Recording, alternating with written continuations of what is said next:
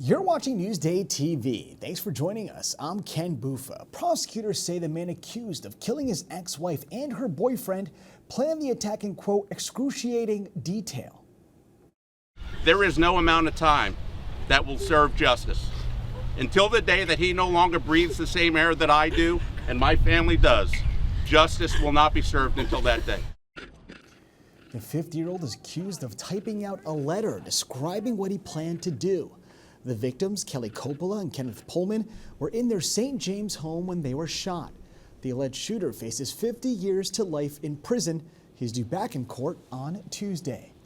And police arrested a Wyandanch man for a shooting at Jake's 58. Prosecutors say back in May, 24-year-old Nashawn Legros allegedly shot a 38-year-old man outside of the casino. The victim survived, and Legros is due back in court next Friday. And two more West Nile cases have been reported in Suffolk. Health officials there say this brings the total number of human infections this year to 7. Now, both individuals were from the town of Islip and don't need to be hospitalized. There were 2 other reported cases in Nassau last week. And tomorrow is International Overdose Awareness Day. Long Islanders are remembering those that have lost their lives to addiction. Drew Scott has a story from Suffolk.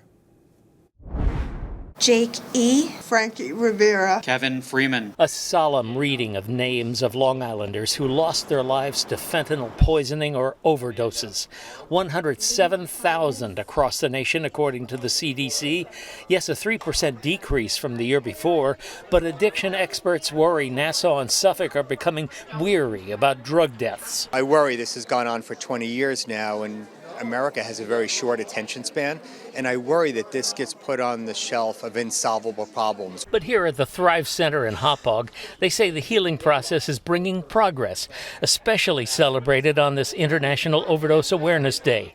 Jessica Scholl overdosed 16 times, twice in 1 week, but was saved by Narcan and is now helping others after her recovery. Doctors gave up on me. You know what I mean? My family were ready to bury me. They bought me a cemetery plot. And I'm just grateful to not be a statistic in the United States of America. Megan O'Connell, who works for the Suffolk DA Ray Tierney, says he is battling drug dealers and their death-dealing products. The primary purpose, really, of a district attorney is to keep the community safe. And that's a priority that he has. And one of the ways is really being serious about going after the dealers. Steve Chasman of LICAD says we still need more help. We're calling on our elected officials, both on the state and federal level, to work with the counties and have a more robust and strategic response.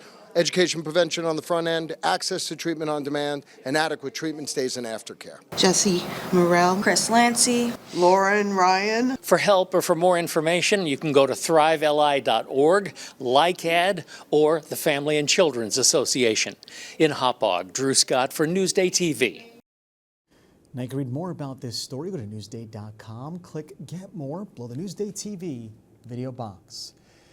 More than 50 Stony Brook University students are spending the semester at a hotel instead of a dorm. The university says the recent storm flooded the campus dorms, and as of Thursday, 2 residence halls were still being drained.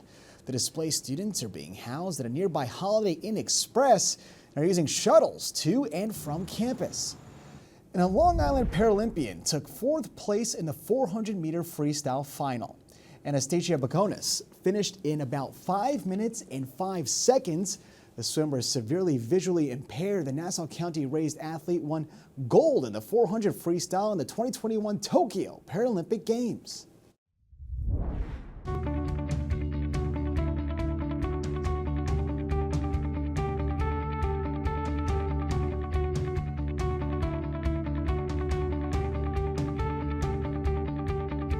Feed Me is brought to you by PC Richard & Son.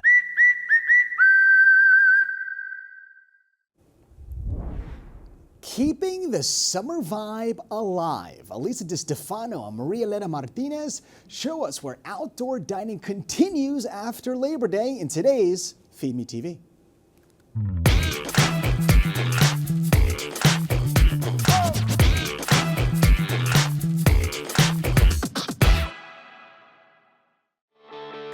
If you are looking to savor summer, this is your spot. Dirty Taco and Tequila in Port Washington will continue to serve up seafood and vacation vibes. There are so many places on Long Island that are by the water and doing exactly what we did all summer long into October and November. So if you didn't check everything off of your bucket list, you still have time. Plenty! Dublin Deck in Patchogue, which is a tiki-inspired restaurant. Really, really cute, where you can get your beach on. And we also have the Clam Bar out east in Amagansett, which is kind of a stroll up, get your chowder, get your lobster roll kind of place, all outside.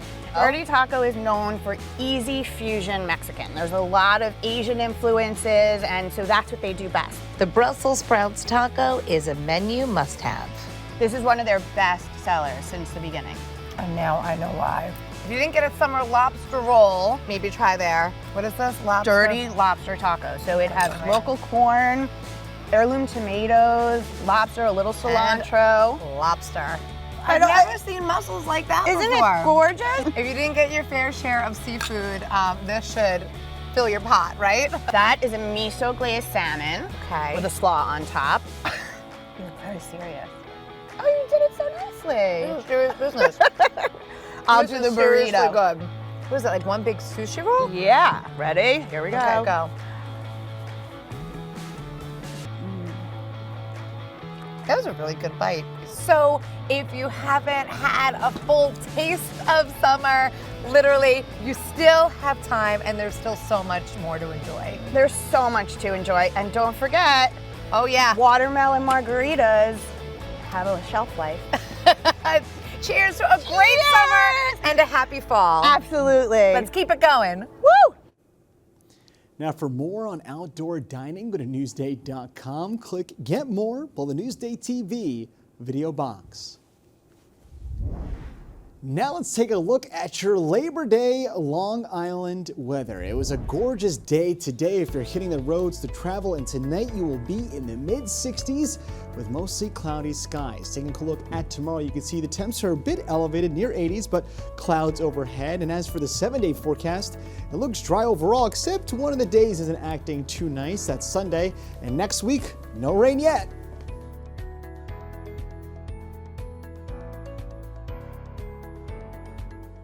Long Island weather is brought to you by PTRC. You're watching Newsday TV. I'm Ken Buffa. Thank you so much for joining us. Have a great Labor Day weekend.